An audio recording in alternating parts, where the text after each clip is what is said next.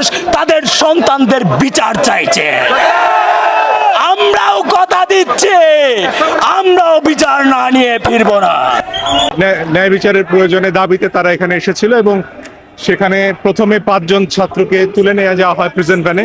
সে খবর শুনে আমরা আইনজীবীরা ভিতর থেকে এসেছি তাদের সাথে এখানে একত্রতা জানাতে।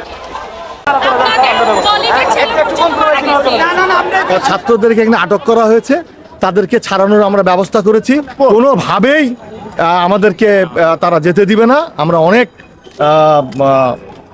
অনুরোধ করেছি, আমরা অনেক যুক্তি দিয়ে কথা বলেছি। তাদের কথা হলো আমরা যেতে পারবো না, কোনোভাবেই এখান থেকে যেতে পারবো না।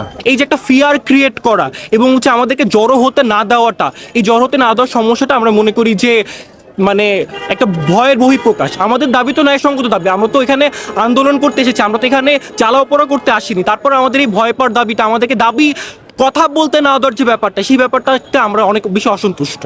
আমাদের ভাইদের যাদেরকে নিয়ে যাওয়া হয়েছে, আটক করা হয়েছে, তাদের মুক্তির জন্য আজকে আমাদের দাবি। যাদেরকে মেরে ফেলা হয়েছে তাদের মৃত্যুর বিচার আমরা চাই।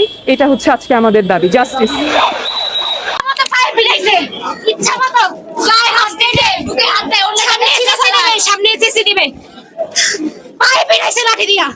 সাধারণ শিক্ষার্থীরা এখানে প্রতিটা আপনারা দেখেন যে এখানে আসলে কারা আছে।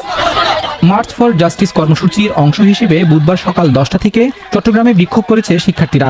এই সময় চট্টগ্রাম আদালত চত্বরে হাজারের বেশি আন্দোলনকারী অবস্থান নেয়। সেখানে বড় কোনো সহিংসতা না হলেও বেলা 11টার দিকে কথা কাটাকাটির এক পর্যায়ে পুলিশ কয়েকজনকে আটক করে, যাদের মধ্যে 3 জন নারী শিক্ষার্থীও ছিলেন। এই সময় বিক্ষোভকারীদের সমর্থনে 2 শতাধিক আইনজীবীও বের হয়ে আসেন। মানুষ তাদের সন্তানদের বিচার চাইছে। আমরাও কথা দিচ্ছি, আমরাও বিচার না নিয়ে ফিরবো না। আমরা বিচার চাই, আমরা বিচার চাই। কেন আমাদের ছাত্রদেরকে চোর ডাকাতের মতো মেসে মেসে হানা দিয়ে ঘরের দরজা লাথি মেরে ভেঙে রাতের বেলা তাদেরকে ধরে নিয়ে আসতেছে? এটা কি ফিলিস্তিন? এটা কি ইসরায়েলের আক্রমণ?